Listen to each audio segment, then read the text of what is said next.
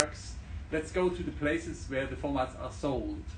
And they're typically sold in 3 or 4 global trade fairs. So the whole industry meets in Singapore, in Las Vegas, in Cannes, and on these kind of trade fairs, there are stands and cabins, and there the transaction takes place. So you demonstrate your new format. Okay, I've got something new. This will come next year. Do you want it in your country as well?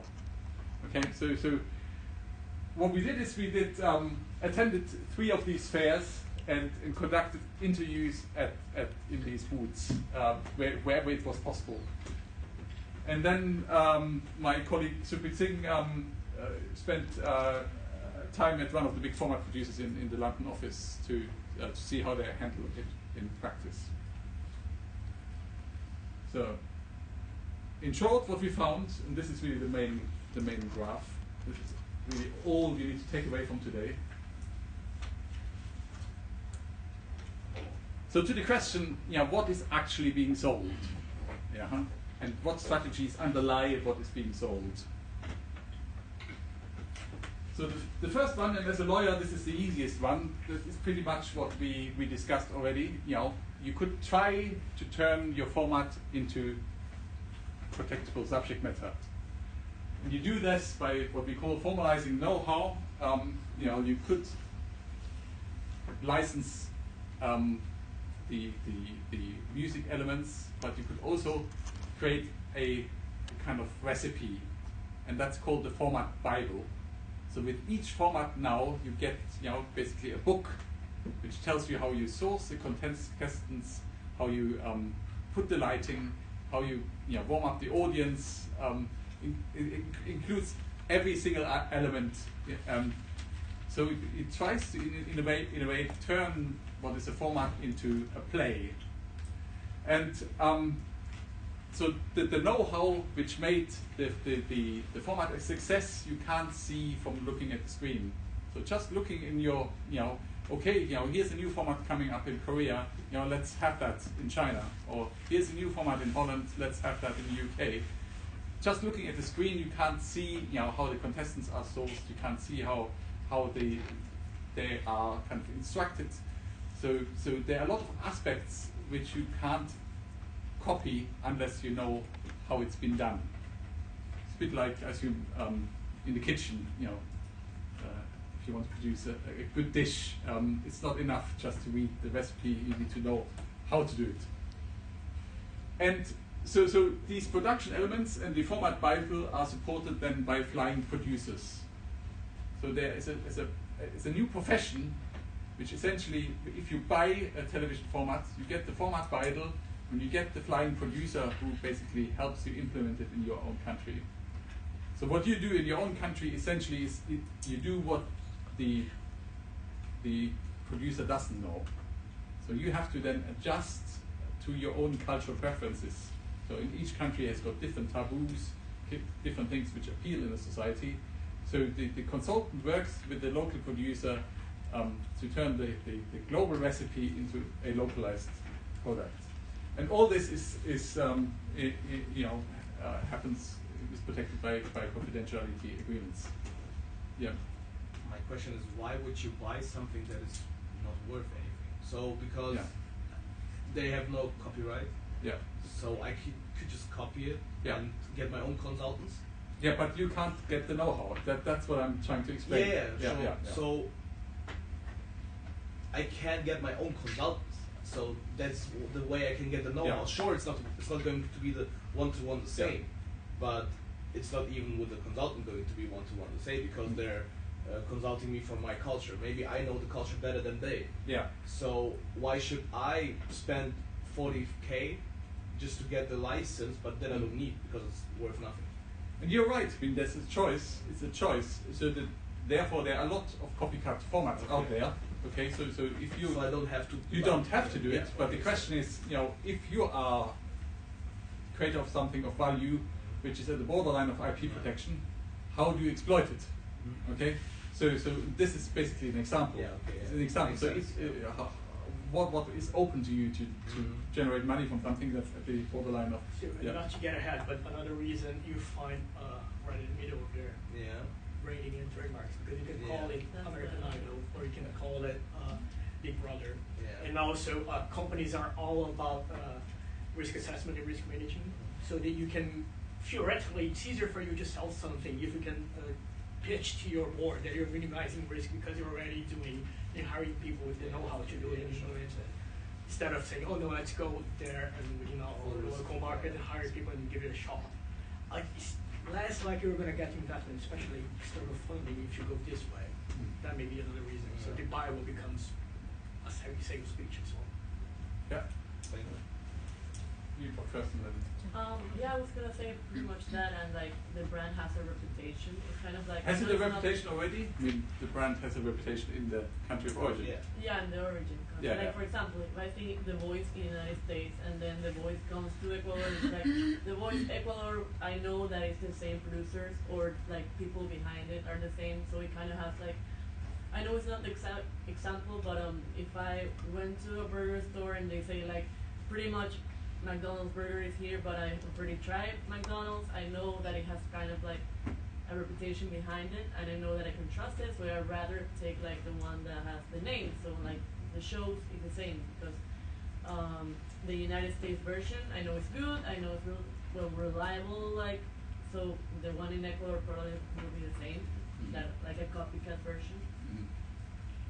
Okay. I'm going to ask if these companies buy the formats for a lifetime or just like for a specific time. Because what if they buy the format but want to change something about it, and that would actually make something to the other one? So I can't tell you the answer to that because it's quite a fast-moving. I mean, typically you buy a series, so basically 12 episodes for 1 year. That's a kind of unit, which the most common one, and often it's a kind of lump sum and some kind of royalty arrangement, but it differs, and we haven't been able really to get to the figures. It's obviously not disclosed. Okay, so the classic IP strategy would be at the bottom is, you've got something which is not formalized, you formalize it, and once you formalize it, you have a much better chance of transacting it. The middle one, related to brands, has a classic IP element to it as well, but and I think we already heard the key points. But what we also put here, maybe this is so what you will find is that they never stay the same, the formats. Okay, the formats have to keep moving. You can't run exactly the same recipe again. It's the way entertainment industries work, and it's probably because we are getting bored as users if we get the same. But we need sufficient similarity that we feel familiar. Okay, so the trade-off for anybody who wants to succeed in entertainment is exactly this. You have to keep it moving, but you have to also keep the familiarity. That's why kind of serialization is such an attractive approach in the entertainment industries. So what we found here is that one of the key issues which enables you to sell is if you've got expertise in how to do this. So the expertise of moving the brand onwards, which is part of the sales package. And then at the top, this is really one for competition lawyers. we found essentially that the industry works almost like a guild. So the way the format producers protect themselves is by actually ostracizing people who don't play ball. Okay? So if you are found to be cloning, if you're part of the global television production community and you're found to be cloning formats, you don't get the first call on the next big thing. It may not be a format. It may be a drama. It may be a sports event. Okay, so there's a way of positively you could call it a gentleman's agreement, but if you're bothered about concerted action, it's basically keeping competition out of your industry. So broadly, these are the three groups, and what we found is that on the top line of strategies, self-regulation has been formalized. So that essentially you don't have to register, but if you register, you signal within the industry that this is a format which you consider to be valuable, and therefore, if somebody clones that format, they will have trespassed. So this is basically a parallel system, our own jurisdiction set up for the formats industry, which is not linked to any particular country. Okay, so I think that's all I wanted to share with you on this research. Any observations? Anything you want me to expand on?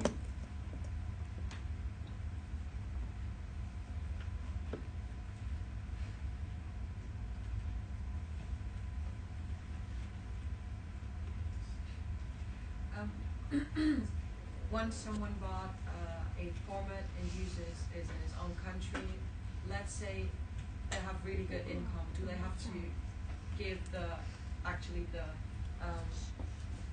original developer some of that income, or is it enough that they just bought the format in the beginning? This differs. I think it differs, but I think there will be. Typically, I think you pay a lump sum, and then there's an audience share kind of clause, so it can go up. Who buys the performance? Is it broadcasting stations or is it other producers? Okay. So are the producers all in those 5 or 8 companies under one big label internationally? Okay, so I mean that's one way. I mean many of the big formats are exploited through subsidiaries, so that's not in some ways the obvious route, and we don't talk a lot about this. But so you can't just set up your own subsidiary in another country. So Fremantle will have subsidiaries in most of the big entertainment markets, and if they find in one market a format works, then the subsidiary will produce it in the other one. So that's less interesting because there's no transaction.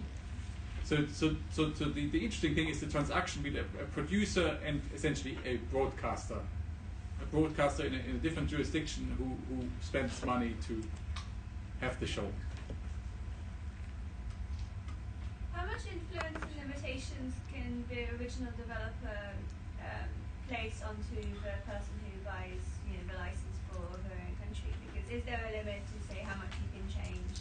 I mean, even you get the production Bible, you get the production flying assistance, but even if you want to make a lot of changes, is there a limit to how much you can change and still keep the brand? It's freedom of contract. Yeah, I think they can prescribe that. You have to walk in on your hands if you want the format.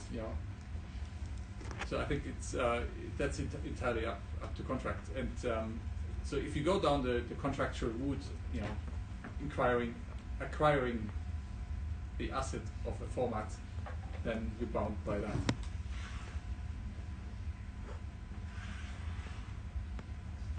Okay, so let's do a break of a few minutes, and then in the second part we will look at what you've learned now, how this applies to the games and apps sector. Okay, so the principles we established are possible for exploiting something which is at the edge of IP. How does that work in an emerging new kind of format?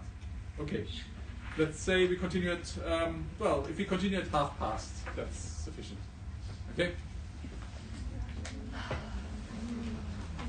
15 minutes. 10 minutes.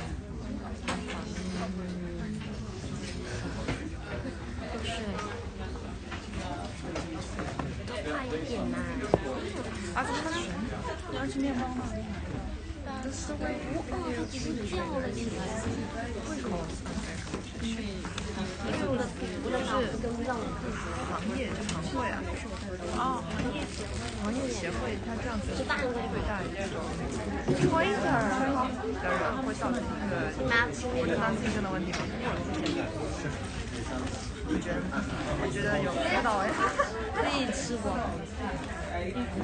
这是超级的啊，是吗？啊，是吗？你有纸巾吗？可以有可以。你觉得？你不是基本法的吗？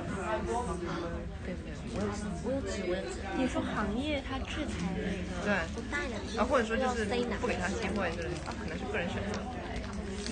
啊，对，也可能是个人选择，但是这样会不会造成一个不正当竞争太大了？很多客排除竞争嘛，不怎么样吃，相对来讲，里面都是一颗颗。你觉得？不知道，我去问一下。你去问一下。但是因为嚼久了有那种味道。我在吃面膜，要明天。你明天的什么 brand and trademark 你看完了吗？我没看，叫嘛？trademark 看了，那个比较短。Batman 那个看了。我觉得那两天，就是我把不了头，看得好吃力。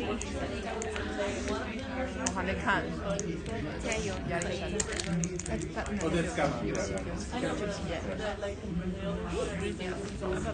Batman 比较短，短了6页，但是那个字很细。Also the one, so the one on the 23rd of September, that's the one-off. So it's good for it was a good insight into Scottish industries. Yeah, okay. Yeah, but I'm going to spend there's not mandatory regulation. No, 不止6页，后面都是那个。哦，你说的是叫那个人好像是6页。Yeah, I thought it would be really weird. No, we haven't done that. Okay, anything else there? No, I think everything is public really. I try not to say anything that's no, but like for example, most of the time our insurance but sometimes they do something very important. Yeah. No, I don't think you have missed anything which will affect Okay, and the assignment. 特别是当我上课听不懂的时候。choose the issue yourself. 德国人。There's no book. 我也觉得他的那个发音真的好像，但是我觉得那个 Thomas 就那个主管，他好像也是外国人吧？对，德国人也是，不知道哪国人，反正都不是 local 的。问一下。Look, yeah.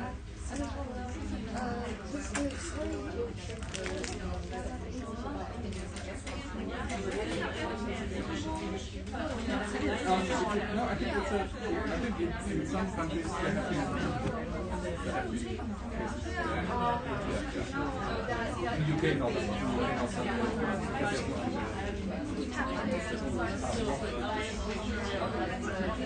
yeah. But in some countries definitely it could be if it's predatory.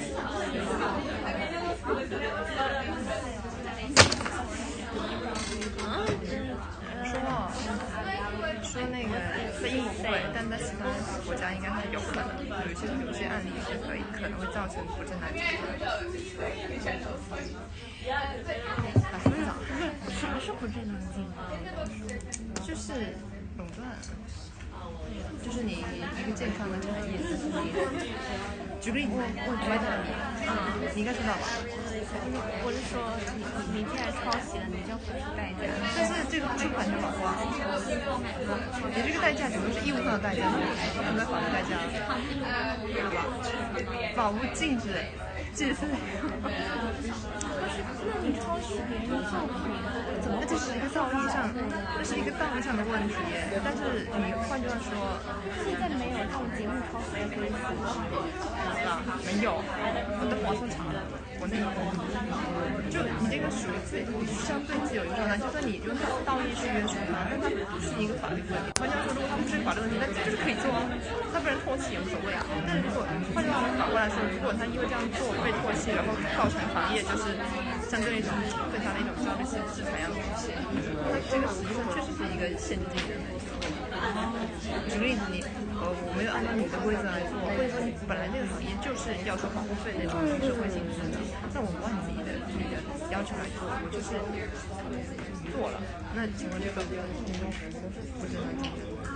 就算它不是一个模仿者的问题，就是一个普通的行业，就会造成一个对行业外的一个伤人或怎么样，造成这样子的一个问题。比如说你要进入这个行业的话，你要交保护费，你不交，你不给进的话，你就没有想到这个行业里面内部会员的一些利益。换句话说，如果你不交，你外面有名在外面，那会对你制裁，有可能的，因为你知道大部分人可能会分享不出来你的协议账号。是这样，我就不说这个问题。我觉得你有可能，我觉得有可能行业其实本身就是这个情况。还是想不通的其中人就是我知道你的意思，你的意思可能就是说他本来自己做的不对了，你用另外一种道义上的方法去惩治他，没什么错啊，对吧？我认为的竞争就是大家拿出自己的创意来上竞争。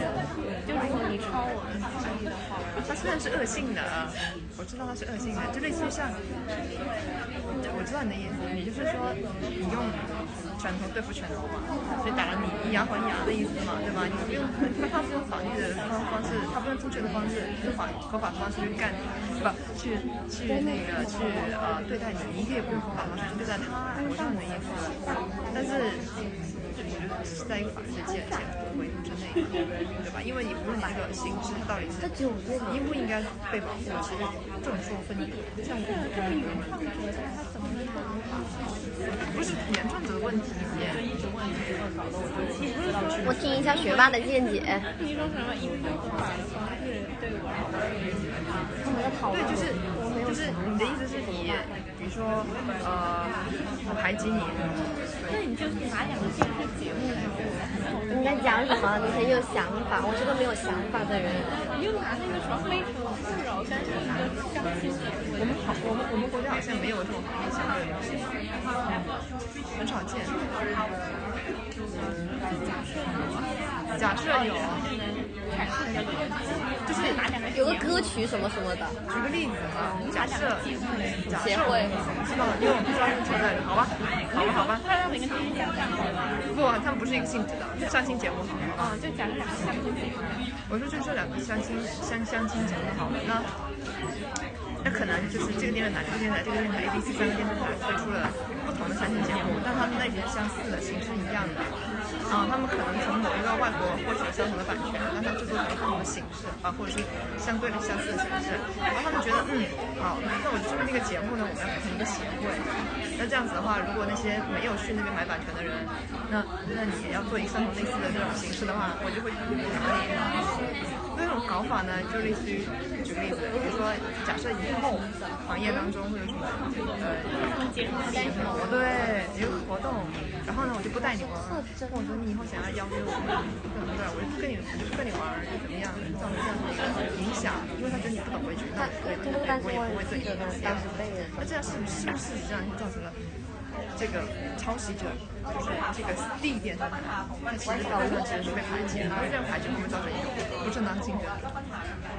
比如说以后资源部，比如说 A 先收到了风声，那我就把这个资源那个风声全部先就只在 ABC 内部里面内地传阅，然后变相的把你这个地给挤出去，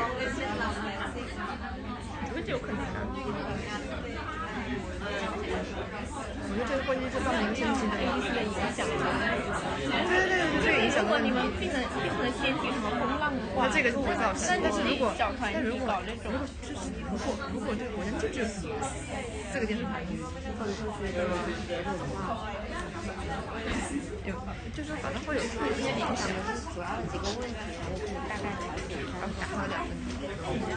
真的，你以为学本科学习？我是真的把它很好学，但是我没选到课。那如果市场就厌倦了，那3个台呢？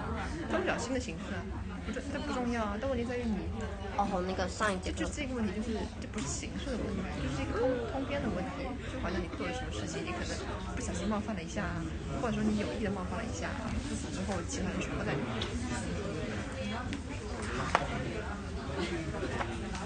那要另辟蹊径，明白吗？反正我觉得还是有一系列的连锁。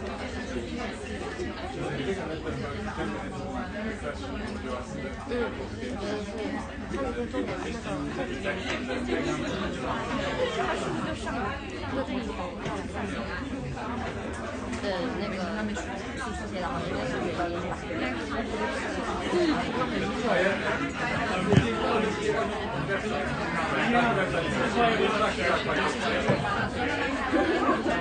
我经常画错的，你不要笑。把所有重点都画出来，每背的数字还有东西是很会在重点里面再去重点，然后我虽然每背上都说你想知道考什么吗？我背的什么你就不要背了。你有没有读完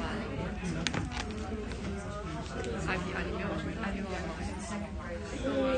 你也读完了。他半早上。So you have a fun task. You know, you're an IP lawyer. You want to be one. So how would you advise a developer of an apps game from what you've now learned about television formats? Okay. So I'll give you just an example here. This is already a few years old. Market changes all the time, but there was at some point there was this craze for bird games. Okay, and so you could find on Google Play, you know, hundreds of games which were in some ways clones of the Floppy Bird game, Flappy Birds, and so on. And similar on Apple, you had also lots of bird games. Okay? So the bird game topic is something which is very similar to television formats, isn't it? Okay, so this is your task. The developer of a games app for a mobile phone comes to you, and they want to know how they best exploit it. They want to make some money. Okay, so discuss, I think, because we can't really arrange in groups, I think that we do it informally. You talk to your neighbors if it's 2 or 3, and talk for about 10 minutes, okay? And then come with, I would say, let's say, well, it's a good idea to have more than one advice, okay? So write 3 down and then present the best to class. So you've got 10 minutes to do that. 10 minutes. Discuss.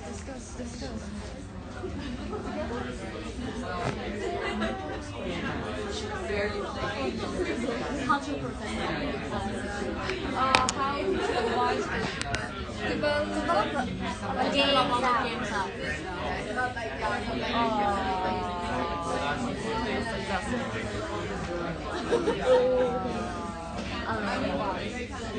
It's really hard because even me, I didn't know which one is the original one. And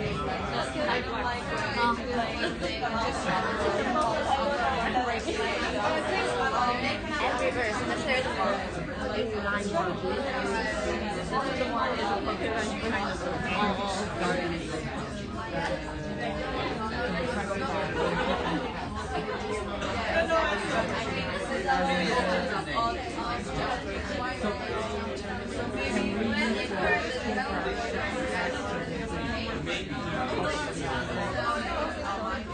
Yeah, I don't think I can protect that because like it just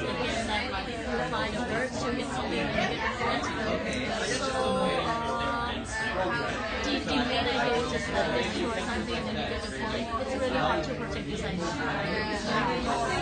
Especially for this kind of game, it doesn't contain any kind of facts, any kind of extra work. If you want to control in one game, that would be very good because you can protect the control So it makes sense to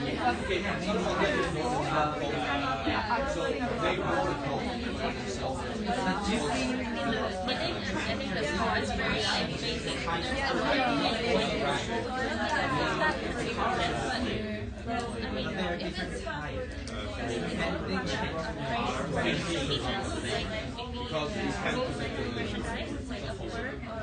because these kind of yeah. You see, it's not different, really similar to the video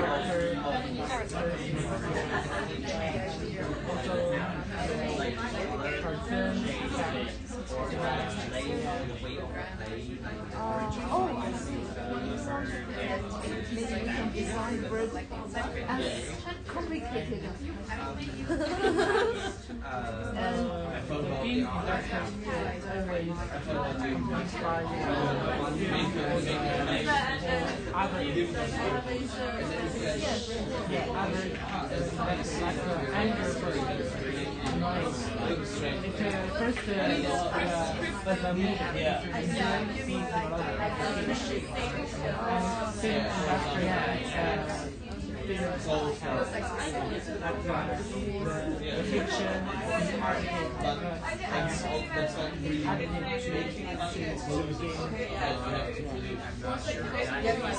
She was strict with the first, but changed the elements of the game. Like instead of like shooting somebody's musician, like birds building a house, or it's like doing more what birds have.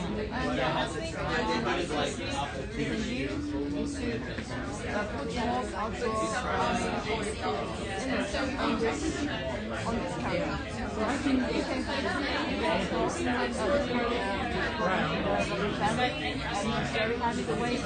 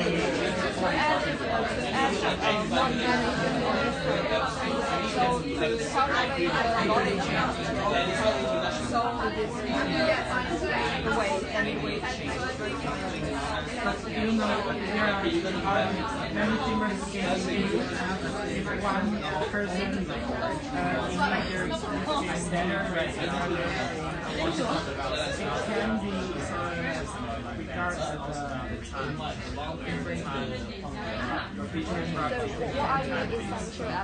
because she wants to, see the story of this person and yeah, it's a story, so it's copyright. I don't know. What is essential element? It doesn't have like yeah, that's wrong. Bird like it has a great family. So how to distinguish the format and the story? The whole format is jump. The story contains. You can add some text on like part story. now you want to play board games, and you will just say the background of story from the picture.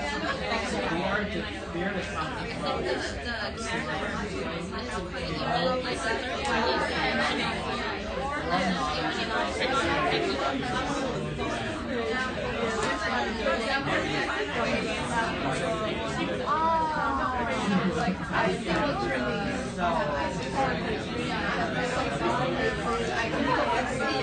I know that one.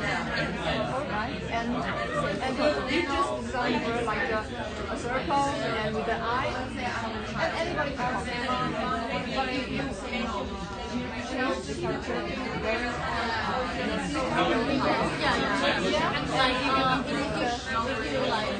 gonna do this game in China, maybe you can dress a bird in like cultural China dress, or like in Thailand culture. I don't really like it's really notice people when they see that something.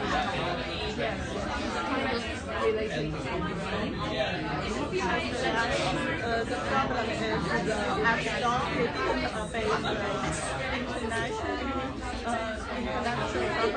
problem because in China, if we want to design an app, many companies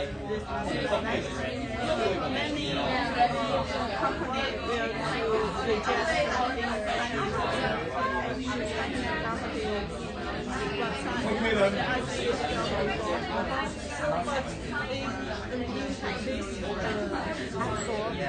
Okay.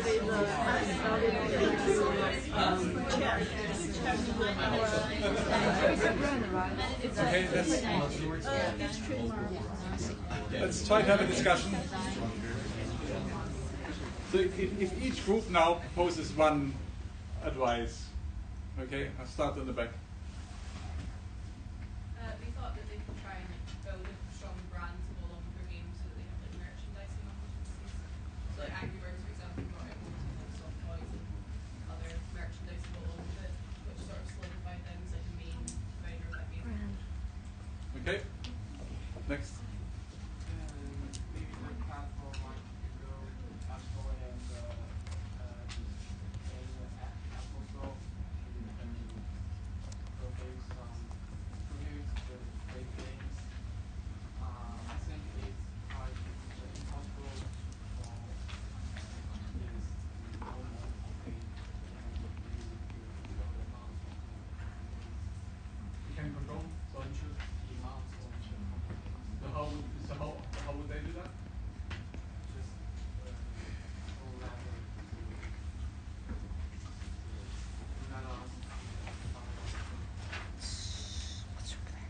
What kind of copy restriction on the let's put that on. Copy restriction on up, some form of encryption. Okay. Yeah. I would probably advise him to protect the software. Like in the United States, I think it's patent, but in Ecuador it was through right of author. I don't know how it's protected in the UK. Okay, the underlying software. So one problem with mobile apps is that it's hugely standardized. So the components, the software components, you know, most of them are. I don't know how. I protected some of them in Ecuador, and like they don't use free code, so it depends like in what code do you use. But basically, you know, if I understand correctly, the game engines components, you know, they are largely standardized. So most of the things you here see will use the same software, and much of it is open source, but not all. But anyway, it's interesting. Yeah. We can design a dynamic icon. Yeah. Okay. So you can design protection for the icon.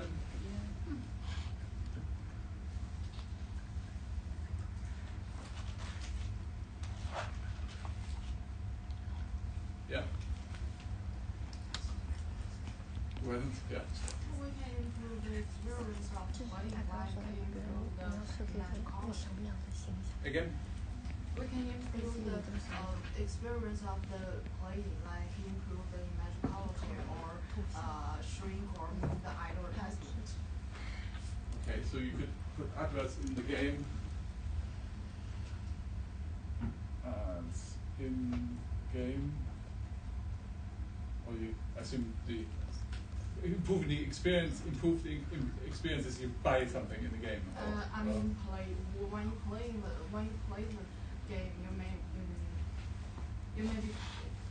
you may like to say that more good quality for the image or the operate like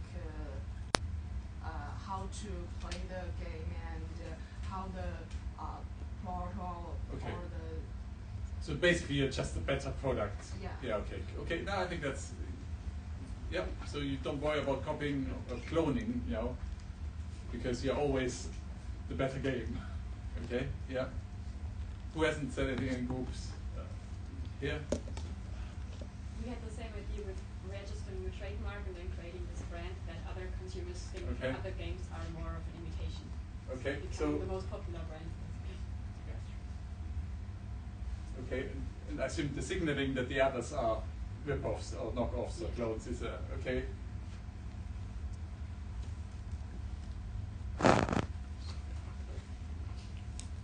Okay. Yeah.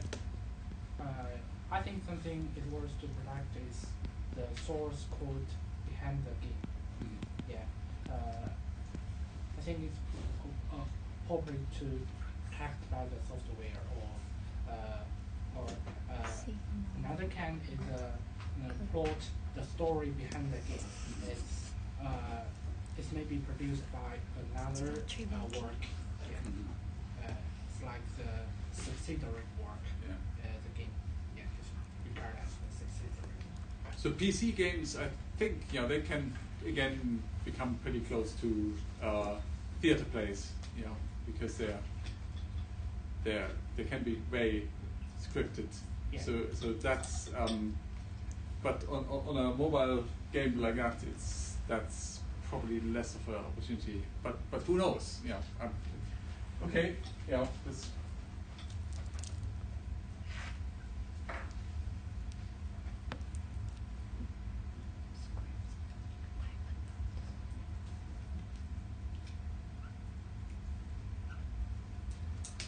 Okay, anything we haven't heard? Yeah. Maybe like in-house legal actions, NDAs, or like kind of a format Bible. NDAs with whom? Between whom? Between the maybe software engineers and the company itself. Okay, so between the people who work for you. Exactly. Yeah. Okay. So one thing people have mentioned at all is the role of the App Store. Okay, so that. In fact, that's at the moment the most important way of controlling cloning is essentially a self-regulatory mechanism or I assume corporate power, private ordering. So if Apple or Google thinks it's a clone, they don't list you anymore. Means you're still out there, but you can't be found where most people go. So that's quite similar to this structure we have with the trade fairs in television formats. Okay. Anything else? I was thinking about graphics, like inside. Graphics, okay. Yeah.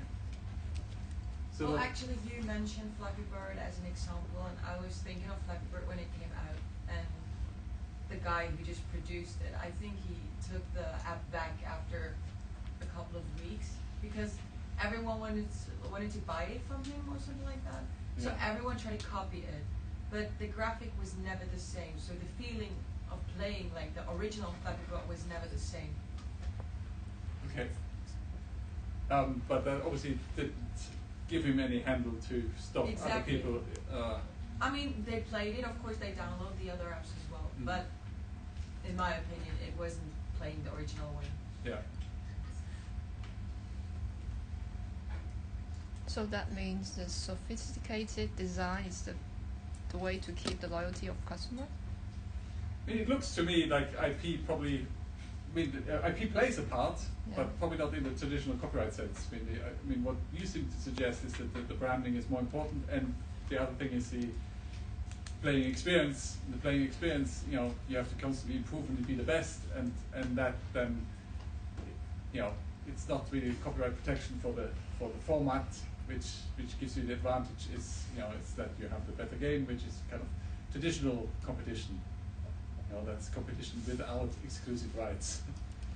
I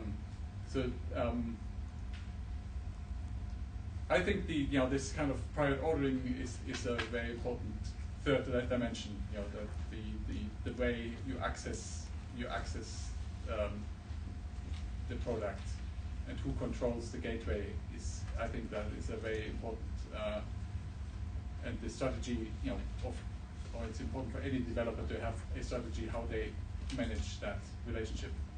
So between the platform and the app. Okay. I have a question in general about apps. Let's say we have WhatsApp, but someone initiated that app where you can hack WhatsApp, like from someone else's account. Is that an infringement? Again, this sounds like slightly off topic. Yeah, I know it's not like. Maybe we talk about this afterwards. It's, I think you're right. There are thousands of interesting questions related to apps, but I don't think it's one on this. I need to close this off. Sorry, I didn't mean to put it down. It's a good question. It's just slightly on the different topic. Okay. So I think what you've learned today, you have to decide yourself. But it shows you that, you know, the trade-off between leaving space for new development and protection is actually a hard one to draw, and how you interact and respond to this as an individual company or developer. The range of strategies are much wider than in the traditional IP literature you might think it is. So if you have some awareness of this range of potential option, I think that is an important outcome of today. So we are now having a quick look at the first assignment. So Luis and I have had a discussion how we might do it, and so what we would like to do is essentially form groups, and probably 4 or 5. Do you want to say something how we yeah. So our idea is essentially that we are going to split all of you into groups of ideally 4, and but we need to have a sufficient number of groups that can fit within the class time, of course. So that would be groups of 4, and there might be one group of 3, or that's we're still deciding this, or groups of 4 and 5. More likely the first one, and we're gonna have then something around 13 groups in total, meaning everyone needs to participate. We're thinking about giving you the choice to select your own groups online via Moodle. Not gonna be now, not gonna be this week. You guys will know in advance when we're setting this up. We already have the dates for the presentations, which are 20 and 27 of November. You can find that on Moodle. So you can at least start thinking about possible topics that you might want to present as well. So roughly, the idea is that you guys will write an essay as a group. So it's an essay written by 4 people.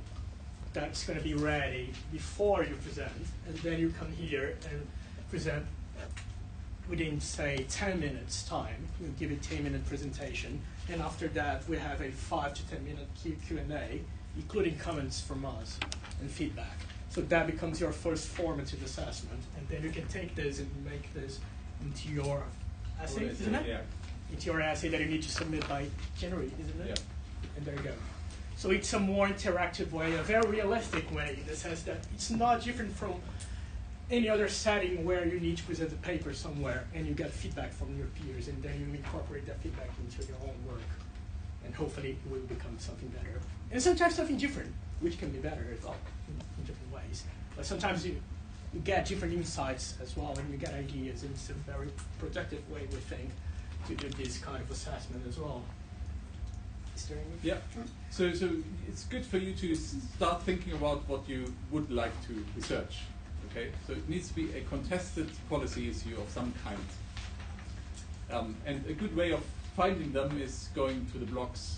You know, you go to, you know, and you can look at the Create stuff, but you can go to IPCAT or the Fluver blog or the, you know, the 1709 blog or whatever your Twitter feed gives you. So there's a, you know, a constant stream of things people are talking about. So ideally we want something which is generally contested at this moment. Okay? Another interesting thing, a recent judgment from a high court, say UK Supreme Court, CJEU, US Supreme Court, usually those are highly contested issues fitting which the highest court in a given jurisdiction. So that's already a clue. You may also have a look at the schedule that you have for this course with the topics. You see the headings that may give you some direction as well. The important point is that it has to get the tone of being also a policy debate. So it's not about you setting out the law and outlining, so this is the law and this is what the law is. We also want something more than this, your analysis. So what are the implications of these choices? Can something be different? What would that mean and why? So these kind of questions. Not different from what you've just seen today in last class. So this kind of tone, not just a very doctrinal analysis of statutory law, say. Yeah, so you have to be able to argue a position, essentially. You know, you can't sit on the fence. You can't say, oh, maybe or maybe not. You know, we require you in this essay to take a position and defend it. A good exercise maybe think that if you were, take one case from a high court, think that if you were arguing that case, for which party would you argue and why? And here you can inject your own personal belief. So why would I prefer to argue for this party and not the other one? So that's one idea. Or if you were a legislator, how would you push this legislation? So would you vote yes or no, and why? If you were in the European Commission, how would you actually write your report? Would you actually be in favor of this particular choice or not? Okay, so nothing needs to be done immediately, so we will organize all this for you. Yeah.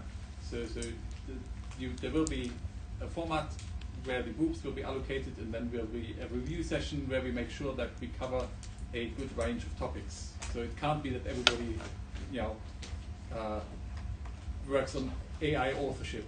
You know, it's not. So it's not possible. One group can do this, but not everybody. Okay. Yeah, it may be helpful for you to be thinking about maybe 2 or 3 ideas. Yeah, exactly. We cannot have everything on, say, copyright and AI. But maybe we can have copyright and IP patents in AI and something else in AI. Yeah. But not 30 people talking about AI. Great. Okay, I need to collect the sheet again. Who's got the sheet? Anyway, thank you. See you next week. 不是现在放心，他会提前说的，他会提前在不停的。